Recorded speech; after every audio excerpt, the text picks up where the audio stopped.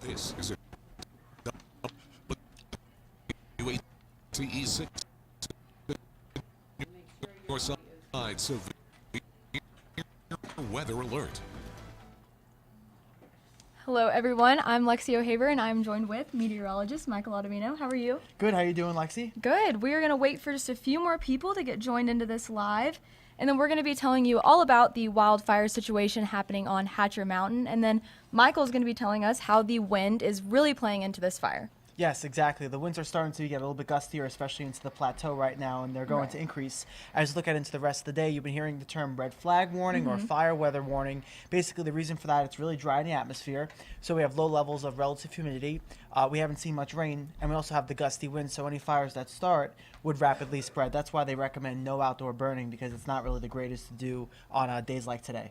Right, and then throughout this whole thing, if you have any questions, feel free to leave them in the comments below. We have people watching the comment section, and then we're also watching it up here, so ask away. And then we'll go ahead and start by showing you guys a video of one of our viewers sent this in, Susan Lowe. And this is just kind of an overview of what's happening on Hatcher Mountain, and then officials are telling us that it's going down Indigo Lane, and anyone within a mile is asked to be Anyone within a mile is being asked to evacuate this area right now. And then, Michael, now does this have anything to do with the wind? Is that what started this? Because we're still not sure what this fire stemmed from. It could have been. It could have been. I don't know exactly what the cause was. They didn't announce it yet. If it was human caused, if it was caused, by a spark or something. But I'm sure that would come out. However, the wind doesn't help the situation by any means. So. Right, and right now officials are telling us it's covering about 20 acres. 2 structures have been burned, and then multiple vehicles have been destroyed so far throughout this fire. The Pigeon Forge Community Center has just opened up a shelter for those who have lost their homes during this or their vehicles, and it is located on 170 Community Center Drive in Pigeon Forge. Now, if we want to go ahead and move on into the weather and the winds, we can go ahead and take this video away. Thank you, Susan Lowe, for sending that in.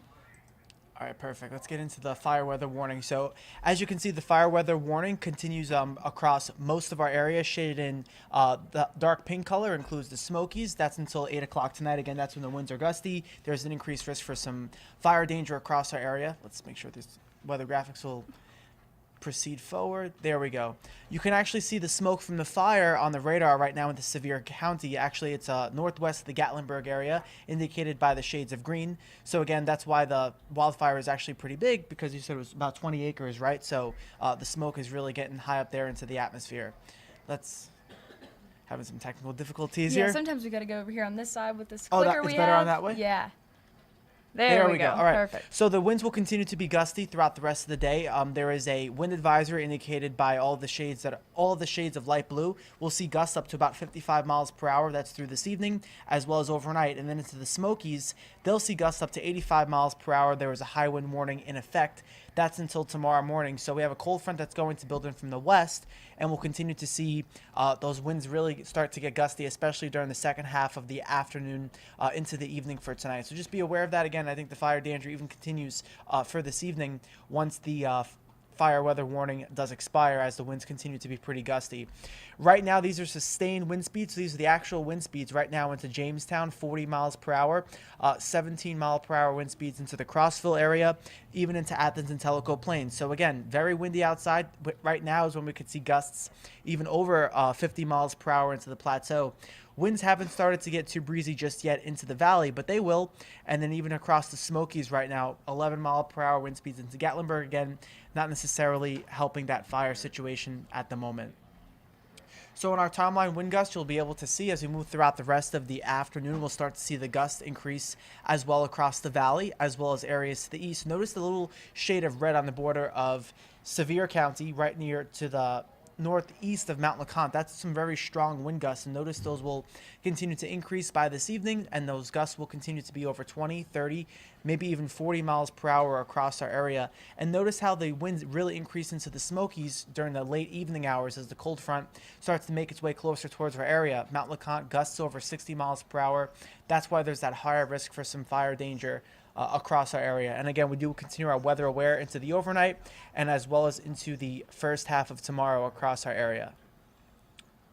Now, for those just joining us, we are talking about the Pigeon Forge end of Hatcher Mountain here. And then, Michael, we've got a few questions. So Justin asks, why would you burn something on a windy day if it's dry outside? What problems can come from that? Well, we don't know that that's the cause. But just on Why would in you general. burn something on a windy day when it's dry outside? If you're having a barbecue, you know, something like that. You don't want to do that. You don't want to do that. Yeah. You shouldn't. That's the answer. All right. Let's see if there's any other questions. Let's see. How close is this to Townsend? Let's see. Take that one. Let me. We're going to have guest star Melissa Green coming up right now. Little tag team action. Yeah. So this is on the Pigeon Forge side of Wears Valley. If you're familiar with the valley at all, you can enter it from the Pigeon Forge side on 321 or the Townsend end. And this is burning the mountain on the right-hand side as you enter the valley from Pigeon Forge. Hatcher Mountain's a pretty large mountain. There's a lot of structures on there, and I believe 2 of those have burned already, from what we've been told, and others are being threatened by the fire. Townsend is probably about, oh my goodness, I've not measured it, 3 or 4 miles down the other direction. Oh wow, so it's pretty close then. Yeah, it's all really close. Wears Valley's nestled right in there between Townsend and Pigeon Forge, and it about halfway up the mountain there in Wears Valley is where the national park begins.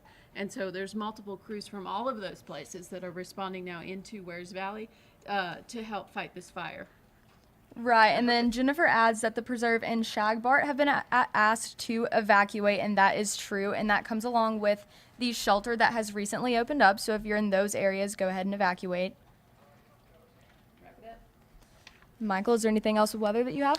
I think that's it. Just later on tonight, we do have the threat for some strong to severe storms across our area. So from about, let's say, 11 or 12 o'clock tonight into the early morning hours tomorrow until about 5 o'clock, we have that threat for strong to severe storms. You want to make sure you have multiple ways to receive your weather alerts. Make sure your sound is turned on your phone in case a severe warning is issued. And, of course, we'll have more updates on that coming up on News at 4. So tune into our evening newscast, and we'll keep you updated on TV as well as on social media. Yeah, thanks so much for joining. Website.